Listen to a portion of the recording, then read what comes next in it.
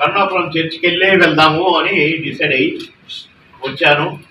తమ్ముడు రవికుమార్ అన్న మీరు వస్తే బాగుంటుంది అంటే నేను అనుకున్నాను. ఓకే వరంగల్ వస్తున్నట్టు కదా అని అంటే అవునన్నా కరుణాపురం చర్చికి వెళ్తే బాగుంటుందన్నా, నువ్వు అక్కడికి రావచ్చు కదా అన్నాడు. నువ్వెక్కడ ఉంటావు అన్నా. నేను అక్కడే ఉంటానా, నీకు ఎందుకు నువ్వు రా అన్నాడు. సరే వెళ్ళాను. పాస్టర్ గారు చాలా సంతోషపడ్డారు. నాకు చాలా సంతోషం అనిపించింది. వాళ్ళందరిగా కూడా నన్ను బాగా రిసీవ్ చేసుకున్నారు, బాగా అలాగే నేను హైదరాబాద్లో ఉన్నప్పుడు కల్వరి టెంపుల్కి వెళ్తుంటాను. ఎందుకంటే సతీష్ కుమార్ గారు కూడా నాకు బాగా పరిచయం, బాగా క్లోజ్. వాళ్ళ చర్చి కూడా రమ్మన్నారంటే నేను కూడా వెళ్ళాను.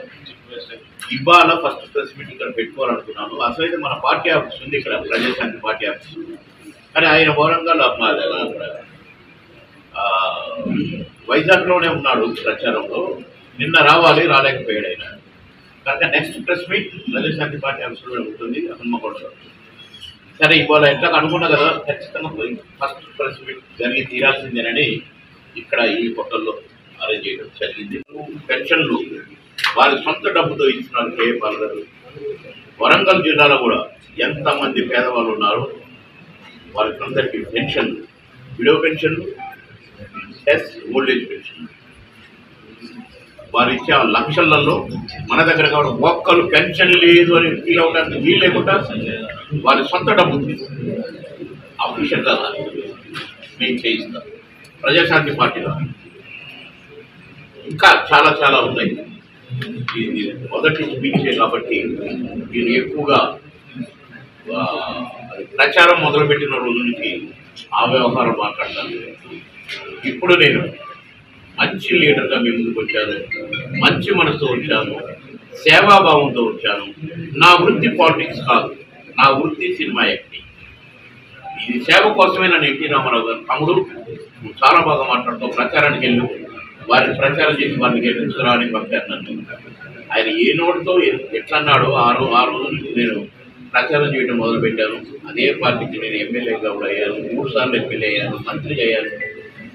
మరి ఇన్నై మీ దగ్గరకు వచ్చిన నన్ను మీ హక్కున చేర్చుకుంటారని, మీ ప్రేమాభిమానాలు నాకు చూస్తారని, ప్రేమతో నన్ను ఓటేసి మీ తమ్ముడిగా, మీ అన్నగా, మీ సొంతవాడు అనిపించుకుంటారని మీకు అందరికీ కూడా విజ్ఞప్తి చేస్తున్నాను, కోరుకుంటున్నాను.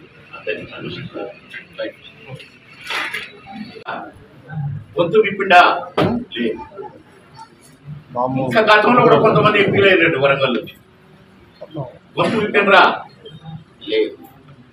ఎర్రమల్లి దయాకర్ గారు కూడా ఎంపీ అన్నాడు, నోరు విప్పినరా లేదు. కడియం శ్రీయార్ గారు కూడా వారు కూడా ఎంపీ అన్నాడు, నోరు విప్పినరా. కానీ ఈ టైగర్ బాబు మోహన్ గొంతు విప్పుతాడు పార్లమెంట్లో. తెలుగు, ఇంగ్లీష్, హిందీ నేను ప్రచారం చేసిన 12 రాష్ట్రాల్లో ప్రచారం చేస్తే అమిత్ షా గారు ఆశ్చర్యపోయారు నా ప్రచారానికి. నేను హిందీలో ఎక్స్ప్లెయిన్ చేస్తూ కన్విన్స్ చేస్తుంటే కనుక 3 భాషల్లో కూడా నేను మాట్లాడగలను. కనుక ఖచ్చితంగా మన వరంగల్ ఆ కోచ్ ఫ్యాక్టరీ గురించి గొంతు విప్పేదే, దాని తరఫున ఫైట్ చేసేదే. నన్ను ఎంపీగా కనుక చేస్తే సాధించి తీరుతాం. ప్రధానమంత్రి గారు కూడా దానికి ఓకేగానే ఉన్నారు, నన్ను బాగా లైక్ చేస్తారు. మా ఇంట్లో ఒక ఫోటో ఉంది మోడీ గారు, అదే నన్ను అంటుంటే తీసిన ఫోటో. నేను బేసికల్ ఐఎమ్ ఫిల్మ్ యాక్టెడ్ 1450 పిక్చర్స్. నేను తెలుగు, తమిళ, కన్నడ, హిందీ అంటే అన్నా. ఎంత మెచ్చుకున్నా నన్ను చూడగానే ఆ బాబూజీ అనేవారు. కనుక వారిని కలుస్తా, మన కోరిక చెప్తా. ఇది 100% దీన్ని సక్సెస్ చేస్తారు. ప్రధానమంత్రి గారు అంతటా మంచి వాళ్ళే, అంతటా మహానుభావులే ఉండరు. సౌటాలు కూడా ఉంటారు. ఇక్కడ ఉన్నారు బీజేపీలో. ఆ సౌటాల గురించే బయటకు వచ్చారు. అందులో కూడా మీ ఊరు కూడా ఉన్నాడు వరంగల్. వాడి గుండెకు తగలని మాట్లాడతారు.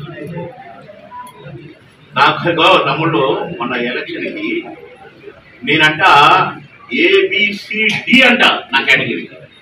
నేను డియా తమ్ముడు, నువ్వు అడిగిన ప్రశ్నకు సమాధానం. ఇక్కడ ఉన్న బీజేపీ లీడర్లు సీరియల్ నెంబర్ డియా ఏబిసిడి ఊరి సన్నాసులారా సవటల్లారా నేను ఏరా ఏ నాలుగు సినిమా యాక్టర్ ఇంత ఖ్యాతి తెచ్చిన ఒక్కడ చూపించండి తెలంగాణలో. హీరోగా డ్యాన్సులు వేస్తుంది, విలన్గా చేస్తుంది, కమెడియన్ నేను గిల్లి గిచ్చి నవ్వించిందా నన్ను చూడగానే నవ్వుతాను. ఇప్పుడు అంతటి ఖ్యాతి సంపాదించిన నేను బి అంట బీజేపీ ఉండాలా తమ్ముడు, అక్కడ పని చేయాలా తమ్ముడు, నేను సన్నాసి అయిపోయినా తమ్ముడు. నో ఐఎమ్ హీరో హీరోయిన్ ఉంటాడు అంతే చెయ్యి అన్న రాజీనామా.